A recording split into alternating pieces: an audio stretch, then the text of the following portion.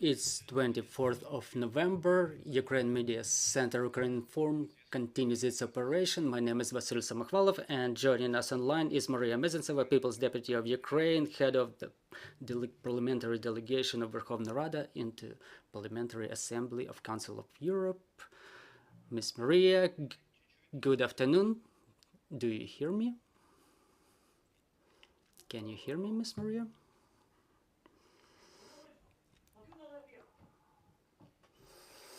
Unfortunately, we don't have proper communication. We will probably cancel this briefing since Miss Mariia is on the way. Oh, I apologize.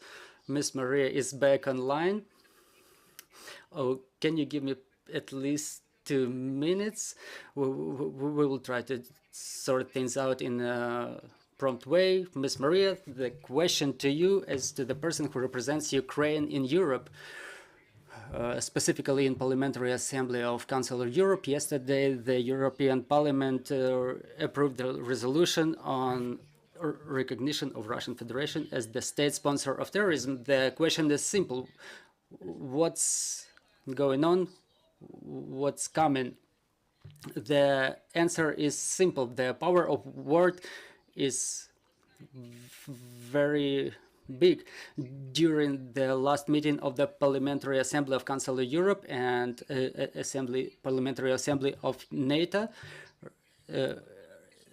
Russian regime was recognized as a terroristic regime. In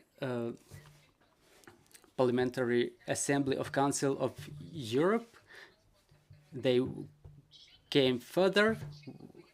What's coming? We expect the reaction from our partners from the United States, because they have the umbrella in their legislative mechanism in terms of sanctions for isolation of Russia. In a way, it happened with other countries which incited wars in different countries of the world. As to the European mechanism, it can be increased during the 9th package of sanctions. Everybody understood that during discussion of this important resolution, which also touched the issue of the 9th package of sanctions, and sanctions against Iran as well, Iran who keeps supplying drones to Russia. There is still an issue of the components of spare parts, but we are sure that it will enable all our partners to unite so that the 9th package of sanctions will be imposed on energy sector, embargo on diamonds, and prohibition for acquisition of real estate and money laundering and export of funds of Russian oligarchs and those who support the terroristic regime, the war of Russia against Ukraine. To make it impossible, all those actions are aimed at the single goal to isolate Russia, to establish justice. It's the application of the most up-to-date ideas in international law, creation of special tribunal for Putin and his close circle. It's the issue of one single crime, the aggression of Russia against Ukraine, which resulted in other consequential dozens of military crimes. More than 70,000 such war crimes were documented as per the conventions and resolutions in force, which evaluated the actions of Russia in Ukraine, and we're happy that our partners don't stop at that. And just yesterday, when this resolution was approved, unfortunately, Russia proved their status as the terrorist state and inflicted another missile strikes in different regions of Ukraine. In Kharkiv and Kyiv region, we were, during these events, during this missile strike, we were in shelter together with the ministers of different countries of European Union, headed by the Minister of Austria. To say they were shocked is to say nothing. They're coming back with very powerful messages to their countries, to the governments of their states, and yesterday's resolution of European Parliament, it was discussed less in the mass media about how the European cities under the umbrella of European unions, how they will provide generators to Ukraine as a part of their, as the component of their support to Ukraine. And we're on the advocacy tour for the tribunal against Putin, and there are many echelons of military aid coming our way, and we're happy to see that our military gets support, not only verbally, but some concrete help from all over the world. And this support increases, and after strikes like yesterday, and that one which happened on the 15th of November, and the yesterday's strike, we get support in power sector and ecology, and the crimes.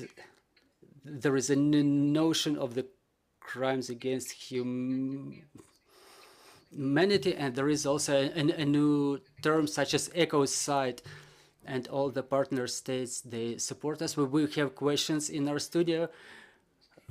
Ms. Mariia, a question from Ukrinform. In your opinion, are there any instruments for additional pressure on Russia? Because upon the resolution of the European Parliament, there are new strikes on Ukraine, and we've seen the sledgehammer.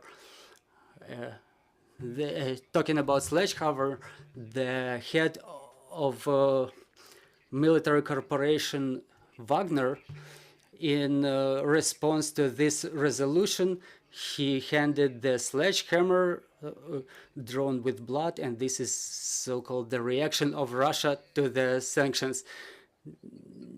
Dear friends, I haven't heard a part of the question. I apologize. The connection is stable now. I think I have to answer. I started talking about the strikes. There is a direct correlation. Our diplomatic victories, just like it happened at G19 meeting or G20-1, the summit at Bali, like right away as the Minister Lavrov departed, the strikes began. And I think that yesterday's strike is the reaction to the resolution, and I think there will be more drastic reaction to other resolutions. Well, they cannot win in the battlefield against our military, but in the diplomatic field, they cannot win either. There is no country on the map of the world, and maybe even Iran will review their policy under the pressure from such country as Israel, who already made their statement as to the military support to Ukraine. But so we're witnessing very non-standard resolution by the Parliamentary Assembly, who are taking care of such issues as human rights, and OSCE, who react promptly, and taken 3 assemblies, NATO, OSCE, and EU. That there is Russian lobby still on a large scale, but all the resolutions were taken regardless that fact, and we see how the enemy reacts to that. And what Russia tried to achieve with their power, electric power blackmailing. Oops. Well, our communication stopped. I think we have to thank Mariia Mezentseva, who says that she's an advocacy tour. She's going to Europe to represent our criminal tribunal, but still she was able to set up communication with us. Our next briefing is at 1300. Joining us in this studio will be Denis Marchuk, the representative of Agrarian Council of Ukraine, and we will talk about the situation in agrarian sector. At 13:30, joining us online will be Yuri Ignat, the spokesperson of the Air Force Command of the Armed Forces of Ukraine, who will tell us about the aftermath of yesterday's strike on Ukraine.